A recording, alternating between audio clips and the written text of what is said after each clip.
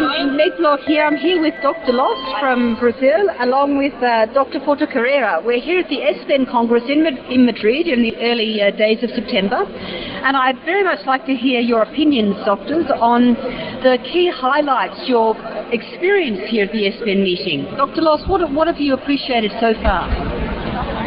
I'm enjoying a lot the Congress, and I think that the main issue here is protein, and I like to think about this issue. I think that protein is a core part of the treatment of intensive care patients, and I work with intensive care patients, and we have a chance to understand better the amount of protein that I have to give to these patients via doses. I think that's very important because protein is a core part, and you have a chance to really help this kind of patient. Do you think, Dr. Loss, what you've learned here will change your practice with your intensive care patients? Yes.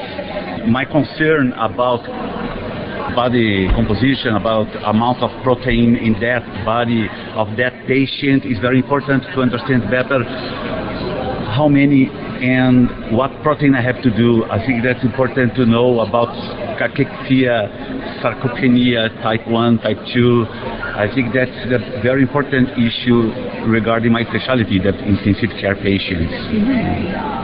Well, I was going to ask Dr. Porto Carreiro, who's a gastrointestinal surgeon, what have been the highlights for you here? Is it the same story? Is the protein the key thing for your population of patients? Yes, for sure. I agree 100% with Dr. Loss. The main issue of this Congress, a wonderful Congress in Madrid, a wonderful city, is protein. I think the protein is the next border, the next frontier that need to be managed in nutritional therapy, because we are talking about how many calories you need to give for the patient. It got a lot of issues about that. We're discussing a long time about quality of lipids, and now the next frontier is going to be the protein. The big issues are what kind of protein, when, and how much you need to give to the patient. What kind of patient? In a kind of patient, yes.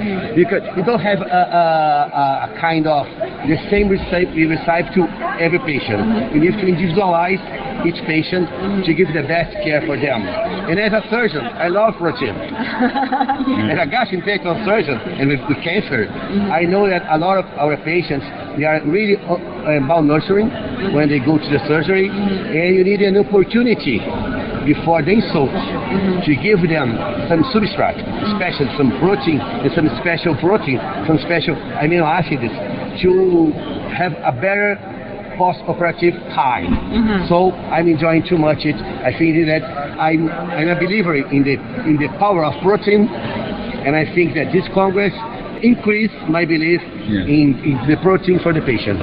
Do you think there are still additional clinical studies needed, or you are convinced already with the anecdotes and the observational work that you've done? All the speakers said that we need more studies. And that we have more. Yes. We have to study more. The preliminary data shows that if you give less calorie and more protein, you're going to be better. There's going to be better outcomes. But we need more studies with more number of patients to confirm this result and to make that strong. And to understand better our context, because the core word here for me is individualize your patient and individualize your patient in the context of his disease. Yes, neither disease are the same, neither the patient are the same. We are going to a new frontier, actually, Souza tell us today in a Nestlé meeting, that in a cross border. We need to see the disease, we need to see the patient, we need to individualize the treatment. As we are doing cancer therapy right now, we start to doing nutritional therapy too.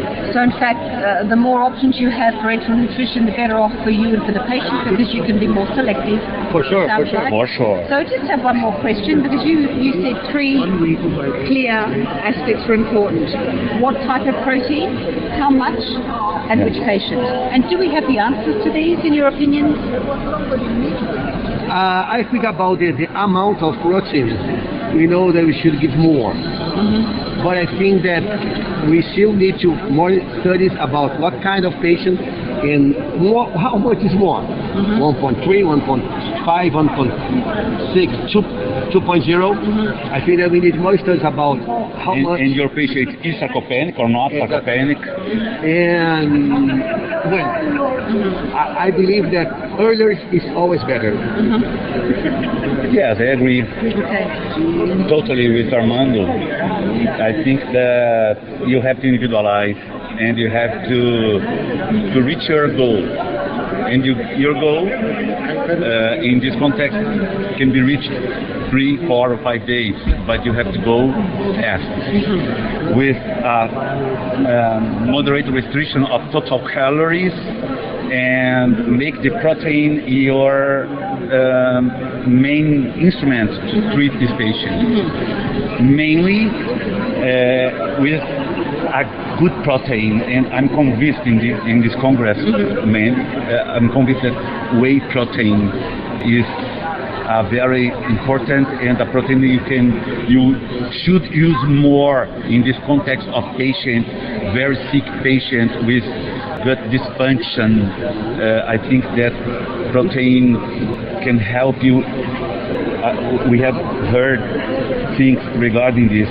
Your glycemic control could be better with this kind of protein. This kind of approach. And protein is it takes the principal role in this whole theater. The principal role is protein. Well, it's good protein. Yeah, good protein. Good protein. It's whey protein. Yeah, it's like whey protein. Whey protein. Well, it's been just a pleasure to speak to you and hear your points of view. It sounds like we're on an encouraging way, that there's more consistency in the consensus of what should be done for this group of people that need to be fed. Oh, thank you very much. I look forward to meeting you again soon. And yeah, thank you. What a pleasure to be here with you. Our pleasure to speak with you.